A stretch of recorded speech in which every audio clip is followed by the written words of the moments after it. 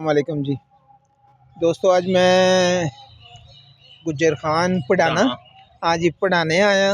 पढ़ाना गुज्जर खान दे बिल्कुल GT road के नाल ही है। तो साढ़े दोस्त हैं चौधरी इमरान नज़ीर साहब, तो ये ब्रोकली लैके आए से। तो माशाल्लाह देखो जी, ब्रोकली का बेहतरीन रिजल्ट है। और हाँ जी, ये तुसीं देखो कि एक पौधे नाल ये दो फुल हैं जी जी। ये इन्होंने तोड़ लिया जी। ए देखो माशाल्लाह जी, जबरदस्त ब्रोकली का रिजल्ट है। ठीक है। और सर ए देखो, एक फुल इन्होंने तोड़ लिया, दो दूसरा तैयार हो रहा, तीसरा चार फुल लगे एक पौधे नाल। ठीक है जी, बल्कि ए पंजवां भी है। ठीक है, ए मेन इन्होंने फुल तोड़ लिया। ठीक है, ए तले दूसरे तैयार हो रहे, ए साइड पे जबरदस्त जी माशाल्लाह जी। अच्छा अच्छा अच्छा अच्छा अच्छा ए सर, ये जिसका असी बहुत चर्चा कर रहे हैं रोमेंस्को गोभी है जी। ए फाइनल फुल तैयार होया, जबरदस्त जी जबरदस्त। ये रोमेंस्को गोभी है जी। इधर देखो तुम, छोटे छोटे छोटे छोटे ये बंच तैयार हो के, ये प्रैक्टिकल है रोमेंस्को गोभी है। 10-12 पौधे बचे, बहुत खूबसूरत जी, बहुत खूबसूरत। 10-12 पौधे बचे, ये भी रोमेंस्को गोभी है जी। ए रिजल्ट है क्या तो उनकी है जो सी आले कोई नहीं ये हुन बिचू आले निकले नहीं जी। ये निकल गए, ये माशाल्लाह जी रोमेंस्को गोभी है। ये बैंगन देखो जी, बैंगन काफी लंबा बैंगन होया और बड़ा बहु फसल जी, जबरदस्त ना। हाँ जी, ऊपर है ये मिर्च किथे लगी जी? वो सामने जी, वो थोड़ा जा जगह पर। ये माशाल्लाह जी, मट्टी भी इन्हों की बेहतरीन, बड़ी ज़बरदस्त मट्टी इन्होंने तैयार की।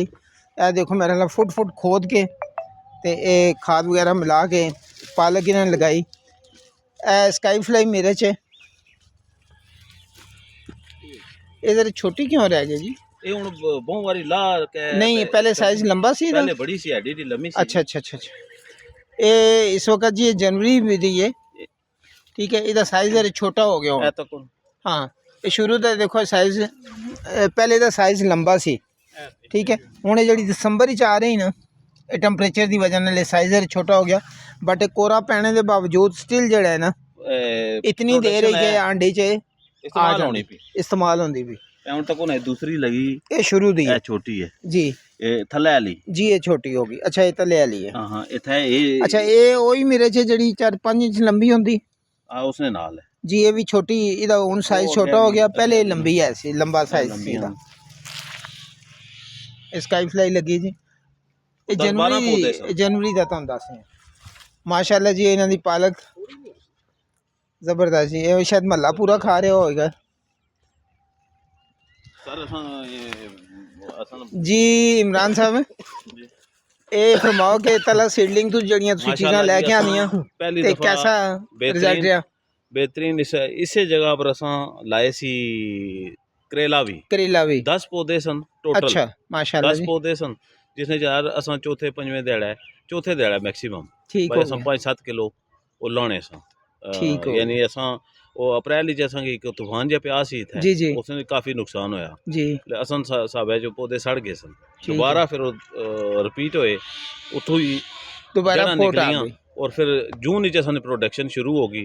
वो असन बड़े यानी एक बार सिरू ला के सटे जान छड़ाई, बाकी जगह तैयार नहीं सी। जबरदस्त।